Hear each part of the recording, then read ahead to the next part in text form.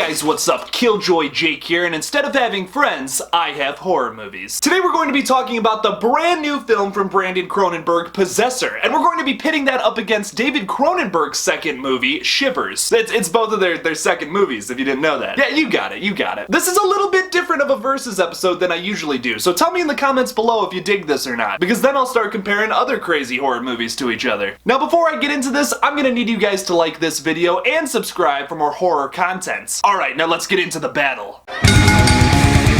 Get over here!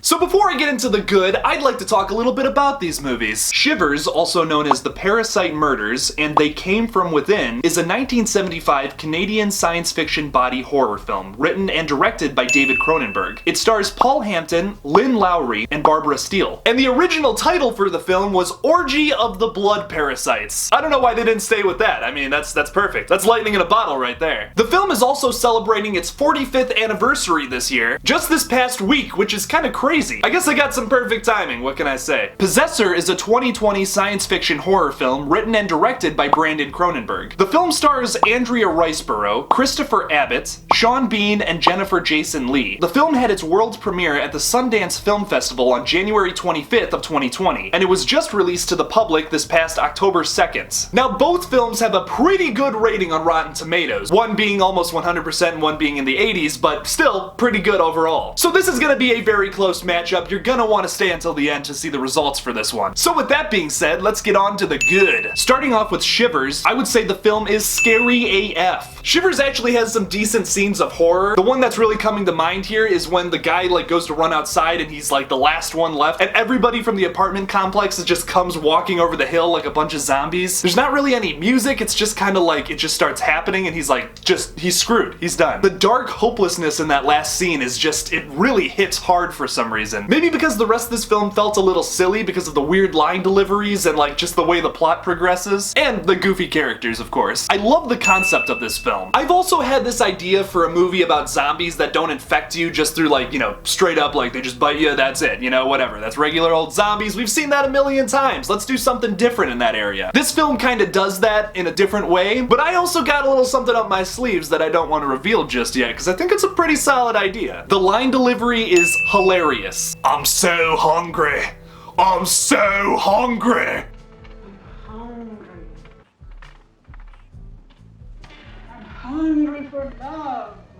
Moving on to Possessor, the disturbing imagery in this film is going to haunt my nightmares forever. The metaphorical shots of when you kind of see both Andrea Riseborough and Christopher Abbott's character in the same body, some of those scenes, holy crap, that messed me up psychologically. And he takes her face off and puts it on his face. I thought that was just a Nicolas Cage and John Travolta movie, but it's real life, man. It's real life. There are some great practical effects in this film. The biggest standout thing to me was when Christopher Abbott just rams that thing into Sean Bean's face. Oh my god. I mean, I was cringing so hard. The sound effects too. It was the mix of the awesome practical effects and the sound. Oh god. I mean, that tooth snap and the eyeball squish and all that. Oh my god. That was excellent there. Probably one of the best scenes of gore I've seen in a recent movie. Loose plot that focuses more on the disturbing stuff rather than the story. Now, usually I'd put this as a negative thing, but for David Cronenberg and Brandon Cronenberg films, this is a positive for me. Dario Argento likes to do this, and I talked about this in my Suspiria remake versus original. I don't really like his take on it, where it's it really just focuses on the disturbing stuff, because it's not that disturbing. Sure, there's a lot of bright colors and a whole bunch of crazy stuff going on screen, but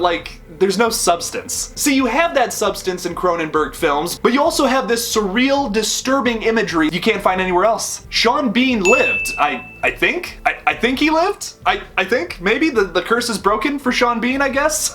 I was just reading that Sean Bean said in an interview that he would never take a role again if he died, just because he was so sick of losing all of his great characters. I mean, Boromir and Ned Stark, they die very early on in both the things he's in. But I think he lived, and because there's this scene later on, it's really quick, you see him with an eye patch and his face is all healed up. It was probably a shot from the future or something, I guess, but I mean, I don't know how you survive what he went through.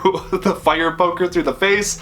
Yeah, I don't know, that's a bit of a stretch there. Now, as you can tell, I love both of these films films a lot, but unfortunately we do have to move on into the bad. For Shivers, I would say the effects are a little outdated. Yeah, I mean, what are you gonna do? This is a film from 1975. Yeah, the effects are gonna look a little outdated 45 years later. I mean, this film is low budget from the 70s, so how good are the effects gonna be, right? The film still does a pretty good job though, gotta hand it to them. I mean, those things crawling around in people's stomachs, that looks pretty real, it's pretty nasty. The Cronenbergs like to put like really weird softcore stuff in their movies that I'm just not a big fan of. If you don't know what softcore means, it's a replacement word for something else that I can't say here on YouTube. But I'm just not a big fan of that in my horror movies. I've never been, I don't really get the appeal to why people want to see, like, for example, naked people in their horror movies. It would be like if you went to go see the new How to Train Your Dragon movie and the camera op just started putting on some Pornhub. It'd be really off-putting, and that's just, I don't know, that's just how I feel about it. It's just a little picky thing that I'm just not too big a fan of. Moving on to Possessor, also has a pretty grotesque amount of the stuff that I was just talking about. You know what I was talking about. Let's move on. We got this. This film is really slow at the beginning. Now, it's slow, but it's setting up a lot for later. And that is forgivable to me, but like sometimes when you have a movie like this, it doesn't have an awesome payoff. So sometimes it feels like it's not worth it to like sit through all the setup for the payoff to not be great. Possessor has a pretty good payoff in my opinion. It's really screwed up and messed up in every way that I can think of, and that's exactly what I wanted from a new Cronenberg movie. So am I giving out the Ugly Award today? Heck no! Both of these films are fantastic horror movies, probably gonna end up being cult classics, let's be honest. So definitely make sure to see both Possessor and Shivers. I hadn't even heard of Shivers before a little while ago, and I'm so glad I watched it. Both movies were so fantastic. If you're like me and you couldn't see Possessor anywhere close to you and you had to drive over an hour to go see this movie, yes, I drove over an hour for you guys, so make sure to like and subscribe. You'll probably be able to see it soon. I'm sure they're gonna release it like VOD or, you know, on DVD and Blu-ray soon. Definitely worth the watch, highly recommend, and I think I'm gonna have to give the win to Possessor too. Shivers is a killer film too though. In no way is that a loser by any means in my eyes. I just think my determining factor here is the fact that Possessor just has a lot better effects to it than Shivers. And that's really just something that's limited by time. It's a little tiny picky thing, but both these films are really good. What am I gonna do here? I mean, I gotta leave it up to something to decide it. We don't do ties here on this show. So what do you guys think about these results? Did you also think that the poster of Possessor was just Andrea Riceborough without any eyes? Leave me something about it in the comments below. Thank you guys so much for watching my Possessor vs. Shivers Battle of the Cronenbergs video. Don't forget to like this video and subscribe for more horror content. Don't forget to follow me on Twitter at KillJoyJake1 and on Instagram at KillJoy_Jake. And now on Twitch at KJJLive. In case you don't know, we're going to be streaming every Saturday in October a different Halloween movie. We just did one yesterday. We watched the first Halloween. It was pretty dope. Make sure to catch the rest of them every Saturday at 8:30. And as always, don't forget to kill it out there, y'all.